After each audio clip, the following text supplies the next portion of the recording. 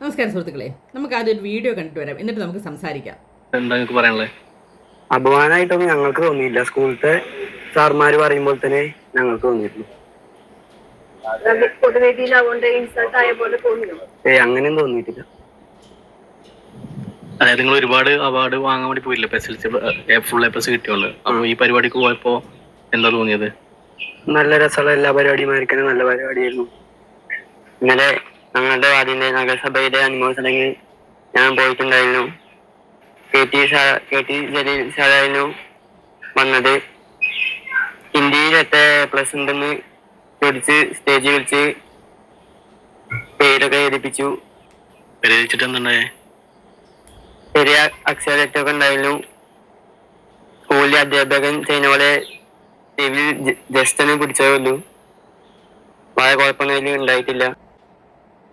ഈ കുട്ടികൾ പറയുന്നത് കേട്ടാലേ അവരെ കൊണ്ട് പറഞ്ഞു പറയിക്കുകയാണെന്ന് തോന്നുകയേയില്ല. എസ്പെഷ്യലി ആ രണ്ടാമത്തെ കുട്ടി പറയുന്നത് സ്കൂളിൽ എങ്ങനെയാണോ കാണാൻ പഠിച്ച് പറഞ്ഞത് അതേപോലെയാണ് ആ കുട്ടി അതിനകത്ത് പറയുന്നത്.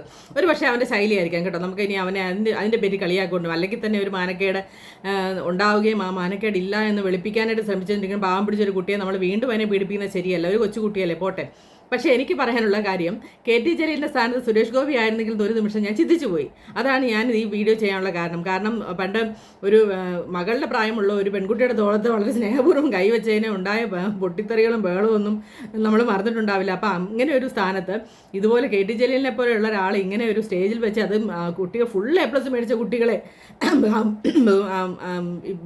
നമ്മൾ ആദരിക്കുന്ന ഒരു, അല്ലെങ്കിൽ അവരെ അഭിനന്ദിക്കുന്ന ഒരു ചടങ്ങിൽ വെച്ച് അവരെ ഇതുപോലെ ആക്ഷേപിക്കുന്ന ഒരു സംഭവം ഉണ്ടായിട്ട്, അതും അവരുടെ പേരൻസും അവരുടെ ടീച്ചേഴ്സും ഒക്കെ ഇരിക്കുന്ന സമയത്ത്, അപ്പോൾ അവർക്കൊക്കെ ഉണ്ടായ നാണക്കേട് നിങ്ങൾ ആലോചിക്കണം. ഈ കുട്ടികൾക്ക് മാത്രമല്ല, ആ പഠിപ്പിച്ച ടീച്ചർമാരുടെ, ഹിന്ദി ടീച്ചറിൻ്റെ അവസ്ഥയൊന്നും നിങ്ങളൊന്ന് ആലോചിച്ച് നോക്കി.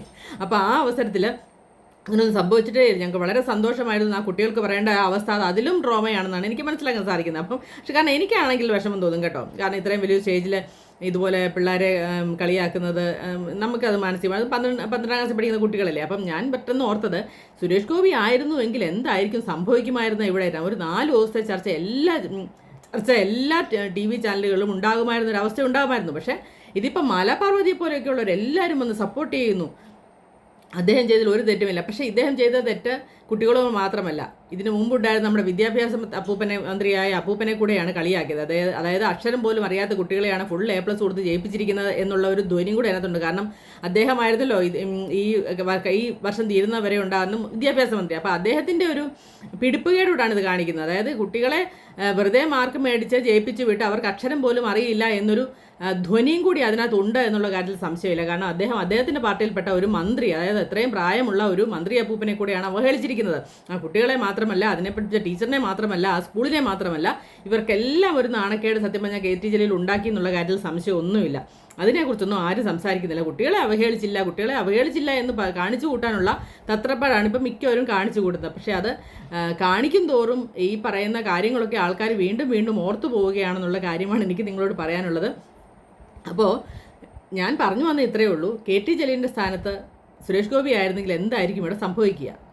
അതേപോലെ തന്നെ കുട്ടികളെ വെറുതെ അക്ഷരം പോലും പഠിപ്പിക്കാതെ വെറുതെ ഫുൾ A+ കൊടുത്ത് വിട്ട ഒരു മന്ത്രിസഭയാണ് നേരത്തെ ഉണ്ടായിരുന്നെന്നൊരു ധ്വനിയും കൂടെ അദ്ദേഹം അതിനകത്ത് കൊണ്ടുവന്നിട്ടുണ്ട്.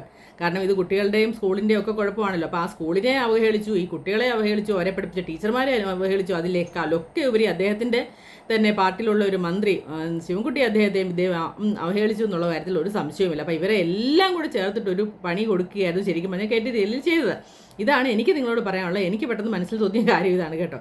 പിന്നെ ഇഷ്ടപ്പെട്ടെങ്കിൽ ലൈക്ക് ചെയ്യുക, ഫോളോ ചെയ്യുക. ഇഷ്ടമില്ലാത്തവർ സ്കിപ്പ് ചെയ്ത് പോവുകയോ ബ്ലോക്ക് ചെയ്ത് പോവുകയോ എന്ത് വേണമെങ്കിലും ചെയ്യുക. അപ്പോൾ കേട്ടിരുന്ന എല്ലാവർക്കും നന്ദി, നമസ്കാരം.